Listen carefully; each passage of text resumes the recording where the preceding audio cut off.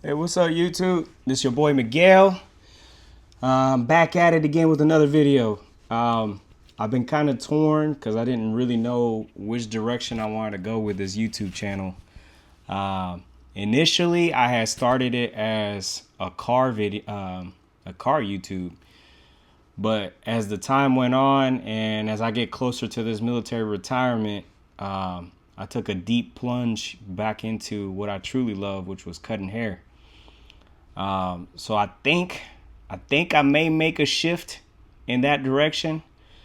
But I kind of want to just do like an intro video to my life and how I came about this barber thing and where I see myself probably in the future.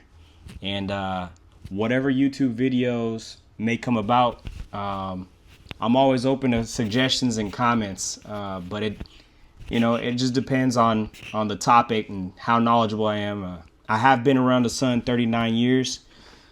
So I've been through a couple things, but so where do I begin? Let's see. Let's go back to the year 2000. I'm going to age myself. The year 2000, I'm a freshman in high school, and my dad's in the Army. We're living in California. And, high school is about that time during our time frame where the kids start to notice haircuts. And the girls start to notice the boys that look nice and they smell nice and all that stuff. And my dad, he wasn't too much into fashion. So I went to get my hair cut wherever he went. And long story short, I ended up with a set of clippers from Walmart. I remember they were $19.95, and they were non-adjustable clippers by Wall. They were white. And those are the first clippers that I owned. They look pretty similar to this. This is a Wall Magic clip. All I did was I changed the blade on it to be a balding clipper. But this is exactly the style that I had bought. It was non-adjustable because I didn't know. I didn't know that you needed a lever to get in between, different hairlines that you put in people's hairs. And what I had to do is I had to offset the blade slightly so I could do lineups on one side and I could use the other side for blending in and taking out the line. There was no YouTube back then, so I didn't have anyone to follow. Everything I had to learn was on my own. So basically, what brought all this about is lately I've been watching some YouTube videos from some guys that I follow. The first one that I started following was Bossio. Chris Bossio, he's a Puerto Rican barber that started up a company called Tomb 45. And I would say probably about 8 years ago, 7 years ago, I saw it pop up and I clicked on it, and they were coming out with new stuff, shave gels and all that stuff.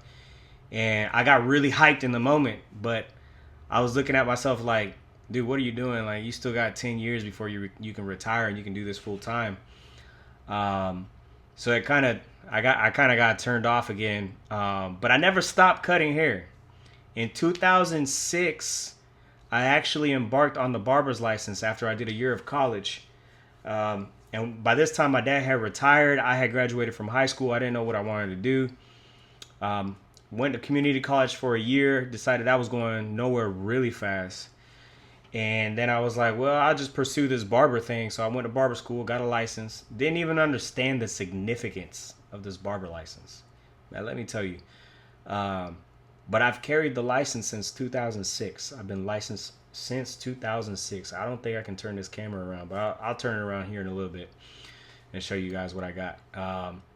2006, I get my official license, and then I get the bright idea to join the United States Air Force, and murder she wrote. I've been in the military since 2006 as well. So I had a military getting in the way of my barber career.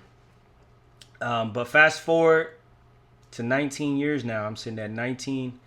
I retire next year, and the spark is back. The spark is back, man. I absolutely love this trade. I love everything about it. And these videos that I've been watching by Chris Bossio, and how he talks about where he came from, and man, his testimony's powerful. He said he was a young father to be. His wife or girlfriend at the time was pregnant. Um, he was working dead end jobs, making minimum wage, 2 jobs. He worked 2 minimum wage jobs just to make ends meet. And his wife was also working dead end jobs to make ends meet. And somewhere along the line, he got into barbering. And he never expected barbering to take him to the level that he's at. And you're talking about this guy is, I don't know what his payroll is, but I know he's got probably millions of dollars of assets. Not just barbershops, but he's got properties, all this stuff, and early in his 20s. And that inspired me, because I'm like, man, I'm a grown man, and I want to be at the level that this young cat is at. And I believe I can do it. So I'm watching the videos, and I'm just gathering all this intel, trying to figure out what I want to do. Now, looking back to the military career, I give thanks to my dad, because early on, my dad said, the barber thing is good, and I support you, and I'm gonna help you get the license. But just think about your future, and if you want to have a family and you want to retire, and let's say someday you want to stop cutting hair, what are you gonna do for money? And that was turning in my head. I was like, man, you're right. So I joined the Air Force, finishing out my career. Now I got a steady income that will continue to come in, and I don't have to struggle. I don't have to do the struggles that these other barbers have done. And I'm blessed. Like I truly, like today I was thinking about it, and I told my wife, I was like, I really didn't have to struggle in life. Like, God's been good. God has given me everything that I need. So I'm trying to figure out what I want to do, and I have a friend who happens to be one of the top barbers in Georgia, and he owns 3 barbershops in the area called Old World Barbershop. And I remember I had reached out to him probably about 7-8 years ago, and I said, hey man, when I get ready to retire, I'm going to come work with you. And he told me, I'll always have a chair for you, man. Just let me know when you're ready. So I reached out to Jason, and Jason was like, hey, yeah, I told you I got a chair. Come out to this shop, meet the people, and see what you think, and just let me know. So I go out there immediately. I get a vibe. I'm feeling it. I talked to my wife. My wife was like, well, it's a job after a job, because I get off of the Air Force and then I go to the barbershop and I don't come back till 6:30. It's a sacrifice, but God is good, man. Life is good. So I kind of I want to be an inspiration, just like Chris is being an inspiration in my life, and also SeanCutsHair, man. Because a lot of people have told me, well, at the level that you're at, why don't you just open up a barbershop? Well, I started digging into opening up a barbershop. It's not as easy as people make it out to be. It really ain't. Because I started crunching numbers. I'm a numbers guy. I'm a finance troop by trade. So me and Excel spreadsheets, we get along like this. So I pulled up my little Excel spreadsheet, and I start plugging in numbers. The rent, the barber chairs I need to put in there, the barber stations I need to put in there, the mirrors, the lighting, any electrical work, the flooring. Am I going to be a commission-based shop? Am I going to be a booth rent shop? Shampoo bowls? Am I going to have a program where people can book online, and we always know who's got what, how many people are coming in, and I'm providing W-2s, or are these people going to be on their own? So these are a lot of decisions that you have to make before you open the shop, and you got to be ready for the investment. And these barber chairs ain't cheap, man. The barber chairs, they're probably like, for some cheap ones, you're probably looking at $800 for the cheap ones. I'm bougie, so I'm probably going to get some $1,500 chairs. And in starting a shop, what these guys tell you, Sean and Chris, you build the shop for what it's going to be, not what you want it to be right now. So in essence, you're planning for the future. You're planning for future barbers. You may only have 3 or 4 barbers now, but the end goal is to have 8 or maybe 10. So when you create your build out, you got to build these stations out. So imagine, let's just say the chairs are $1,000. You want 10 barbers in there, or you want 8 barbers in there. That's $8,000 right off the jump. 8,000. And then you got the barber stations. I like the toolboxes. That's about $380 per station. And then the mirrors, and then the shampoo bowl, and then the flooring ain't right, and then maybe the plumbing ain't right, or the lighting's not right. You got to do all this stuff. Man, I did this build out, and I was probably around, I would say, $35,000 in, and it was a basic shop. $35,000 basic shop. And that's not including probably the renters. They want 3 months rent up front, and then 3 months on the back end, and they want some kind of security deposit, this, that. And it gets pretty intense. So it didn't turn me off all the way, but it kind of turned me off of the idea for now, because I don't have the experience yet. And I'm just getting back into the barbershop, the field of barbershop. I've been at the shop for about a month now.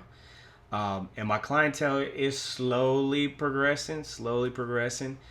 But my end goal as a retired Air Force member is I want to cut between 10 to 15 heads a day. That's my end goal. I don't want to work weekends, and I probably only want to work 4 days a week. That's my end goal. Now, I got to set myself up for that. And as these videos start to come out, I'm going to start building on what I do to get to that level. Another thing I want to go into is just kind of show you around what I got. I'm here in my garage right now. So I'm going to show you guys some things that I have here that I've collected over the years. My at-home barber station where I've continued to cut hair. I've got a mobile station where I can pop in anywhere and cut a head or 2 or 3 or 4. Obviously, there's different pricing. You come to the house, that's a different price from the shop. I come to you, that's another different price for the shop, or a different price. But there's so many angles. There's so much freedom with everything that you do in barbering. I'm just so excited. But anyway, I'm just kind of rambling right now. I'm going to show you around my station here so you guys can see what I got going on. Oh, first off, there's the car. It's a 2021 Honda Civic Type R, sitting at about 600 horsepower. So here you go. So this is the main part of the station where I cut from. I'm actually sitting in my seat right now. It's an electric seat, old school. And you can see some of the clippers I got there. Magic clips. They were the first clippers that I went to that were cordless.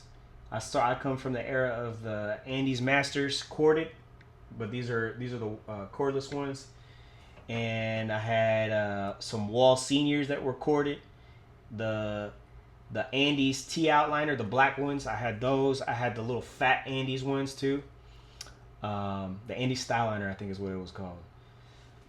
But here's some of the clippers. So newest additions, that's the Saber by Stylecraft. I got some T-Pop clippers. These are the cheaper ones. These are my Cocos. I got those because of Jason. I also got the shears. The shears, let me tell you, the shears are super great.